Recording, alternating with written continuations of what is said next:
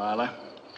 I know it's been hard for you to leave your home, everything, and come way out here. 160 acres of land.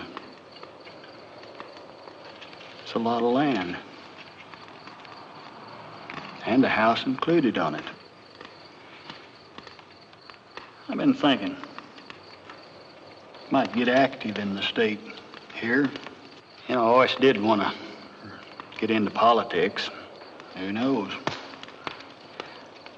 I might even run for office someday. Senator, maybe. How would that be? You'd be good at that, George.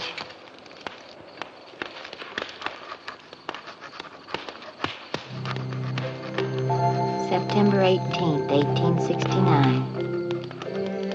Whenever I am disheartened, I think how good it will be to be prosperous again. After the hard years in Pennsylvania, such thoughts do lift my spirits wondrously. Have heard much about the vastness of the prairie, yet it exceeds even my expectations. Today will mark our 73rd day on the trail. Am sustained by the thought of the house which awaits us.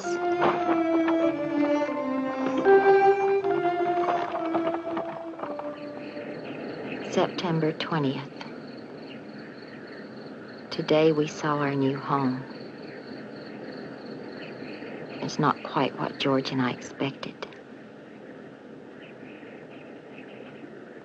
Thought occurs to me,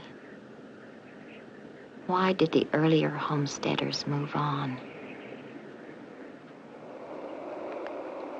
October 20th. Lord knows we've never feared hard work, but here it seems unending.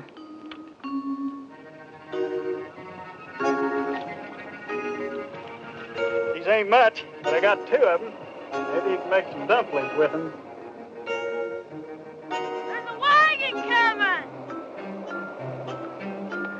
Caroline, get in and get yourself fixed.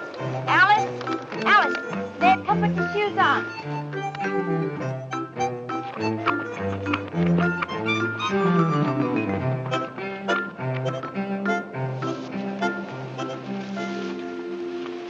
It's my wife, Delilah. Delilah, I'd like to meet the Polk family. They live about 6 miles north of us up here. How'd you do? You're the first folks we've seen out here. I see you folks coming around this country. Mrs. Polk, would you like to come into the house? Caroline, you watch these little children now. Okay.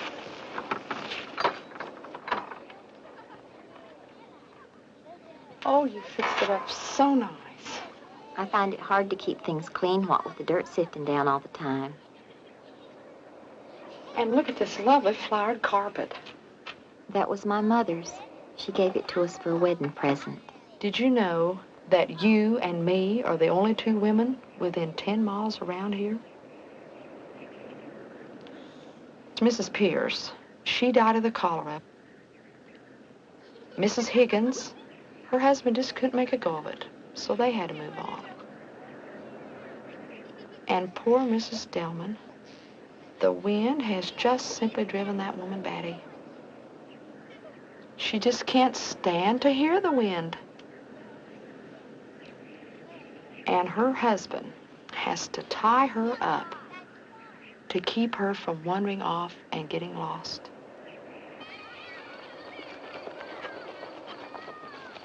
Hey, Eugene, wait up! Boy, you sure can run. These were my mother's cups.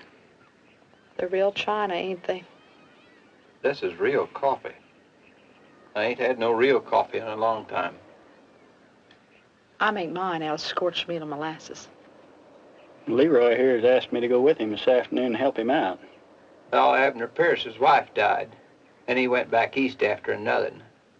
Saw smoke coming out of the chimney a couple times, and I think we ought to go over and pay whoever it is a friendly visit and ask them to move out. If they don't, we've got a claim jumper on our hands. Would that be all right with you, Delilah? I reckon so. Bye. Eugene, you take care of things now. Bye. Bye.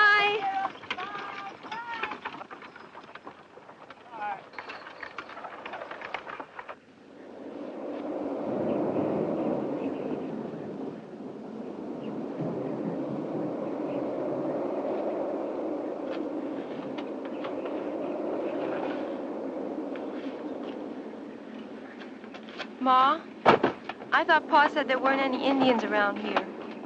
He did, but I'll feel better this way.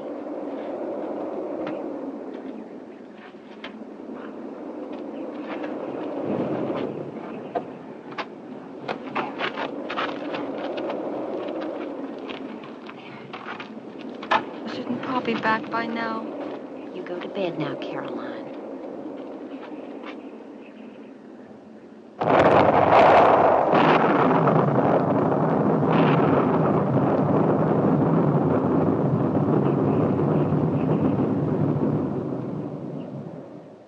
Only thou art holy, there is none beside thee, perfect in power, in love and purity. Oh. That must be Papa.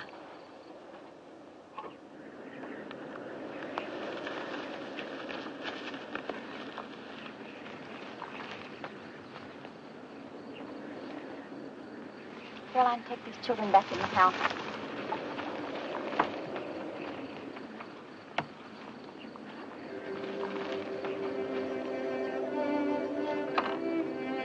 Sorry, Miss Fowler.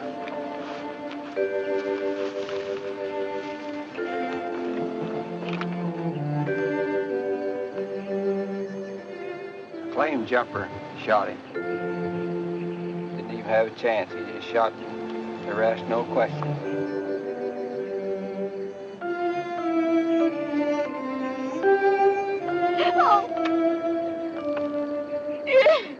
Lord, what am I going to do? Lord, dear God. Be all right.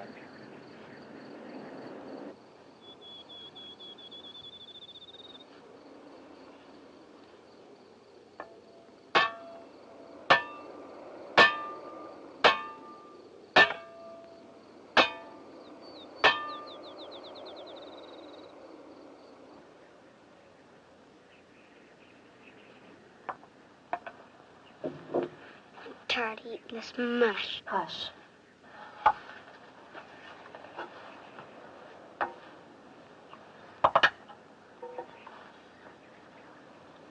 Eugene, you better eat something.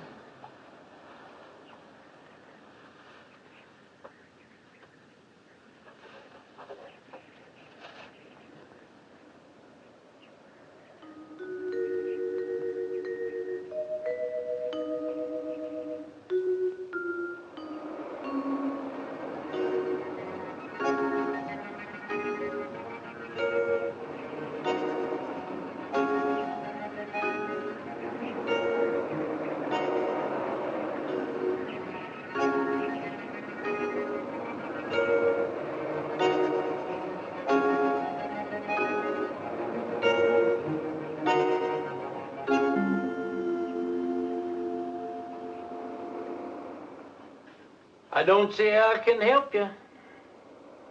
But all we want is enough money to get back east on. The U.S. government don't buy land back from settlers. But wouldn't somebody else buy? I don't see how they would when the U.S. government giving land away for free. But my pa said that once they put the railroad through, that the land would be worth a lot. Yes, it would be worth a lot, but they ain't putting the railroad through down there. They're putting it away up north.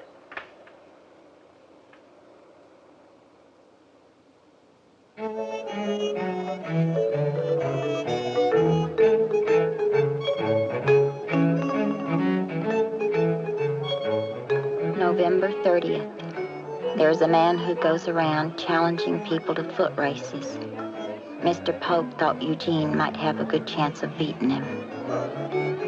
If there's ever anything I can do to help you, let me know. I'm betting on your boy to win this race today.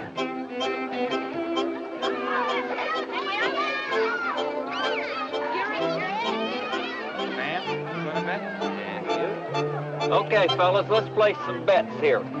For the challenger in this hat and against the challenger in this hat.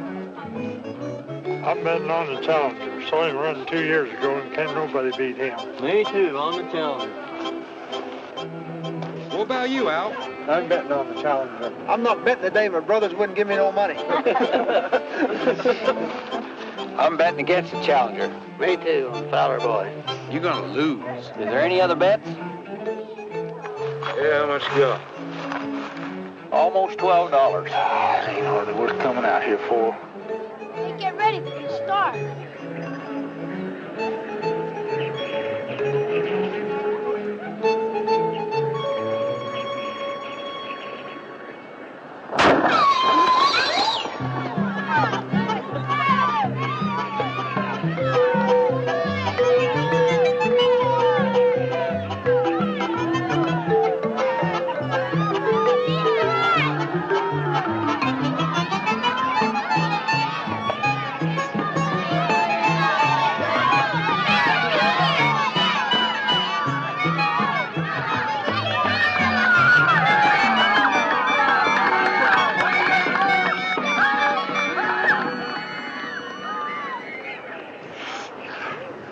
Hey, boy.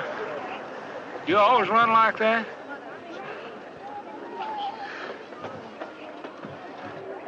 Well, I'm getting kind of old for this business anymore. And it just seems like lately I've lost more than what I've won. And I take good care of the boy. I watch after him, manage him, kind of take him around. Well, if he used to keep running like he run today, I could promise you he'd come home with $100 in his pocket anyhow. I'd get him back for spring planting time.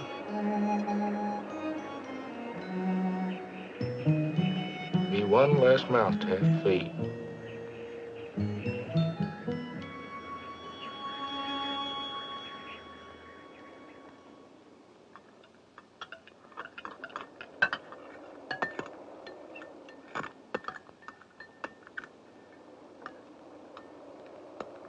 Ma,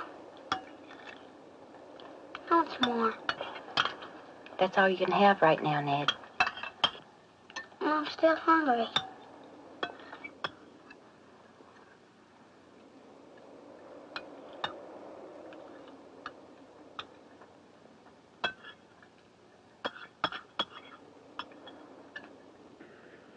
The child hurt hurt her hand. her hand. I love the mountain I love the mountain home. home. You were. Who is it? John Crawford.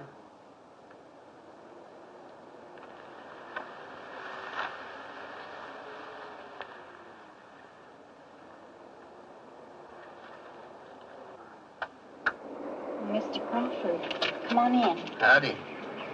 Getting cold. Yes.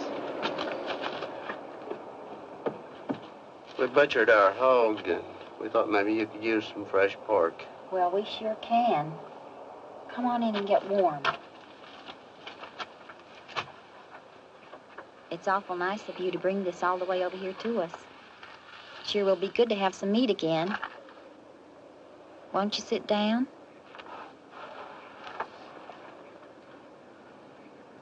I've been worried about you and these kids here alone with winter coming on. And me and my brother have had bad luck with the farming, and there's no way we can stay here during the winter. So we're going in town, try to get jobs, and come spring we'll come back and start all over again. I was wondering if you'd be interested in going with us.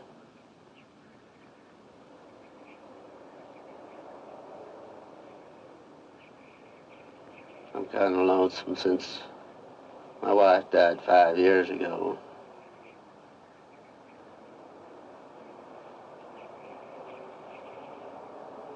I would treat your children just like I would if they were my own. Mr. Crawford, I don't intend to stay out here. I'm waiting for my boy, and as soon as he gets here, we're going back east where we came from. January 4th. Today, Ned, Alice, and Caroline collected buffalo chips for fuel.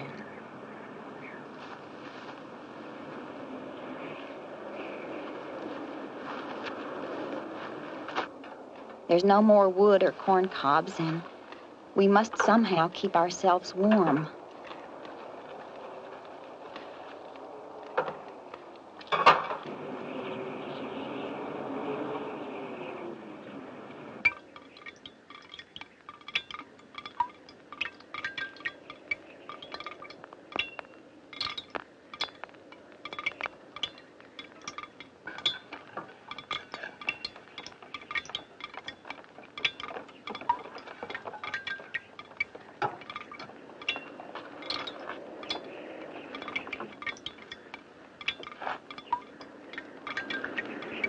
Ma, it's not raining outside.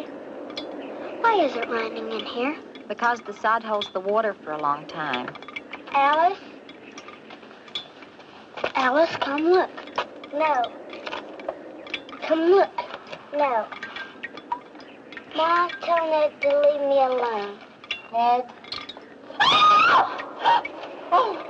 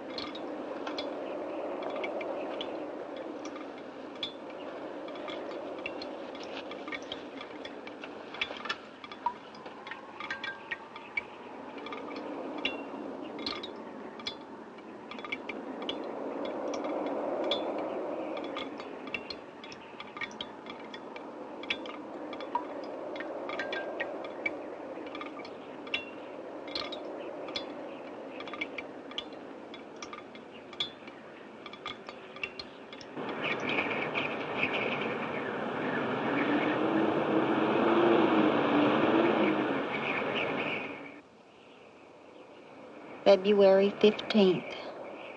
Had to break ice to get water today. I feel myself losing strength of body and mind.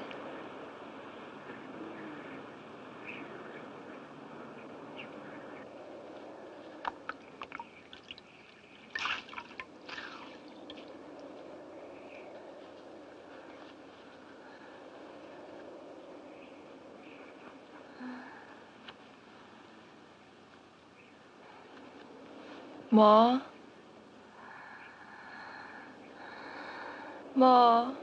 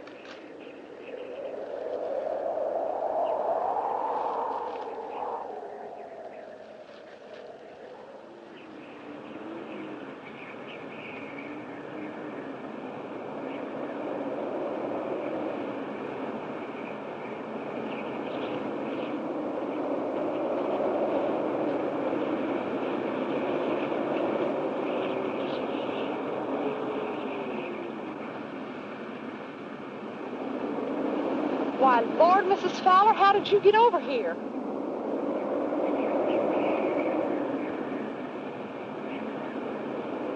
You don't mean to tell me you walked all this way. You go on in the house and get warm, and I'll be in just as soon as I finish milking this cow. Mrs. Polk, would you give me some food for my carpet? Well, Miss Fowler, you don't have to do that. You know that you can have anything I've got. We should have come over to see you, but we've been so sick, and the wagon's been broke down all winter. Leroy just got it fixed yesterday. And today, he made a trip into town to get supplies for the spring plant. You know, spring will be here soon.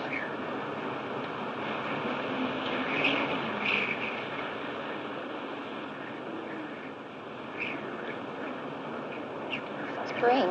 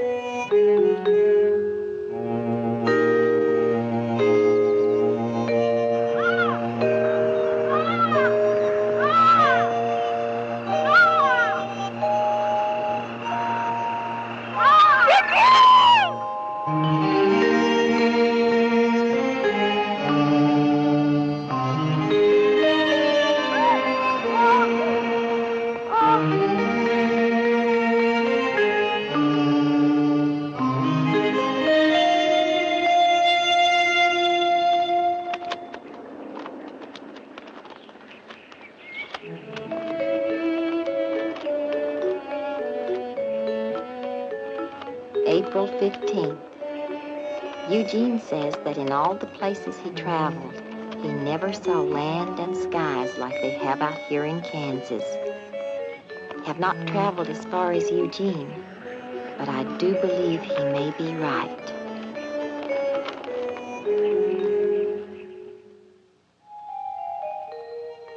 April 21st.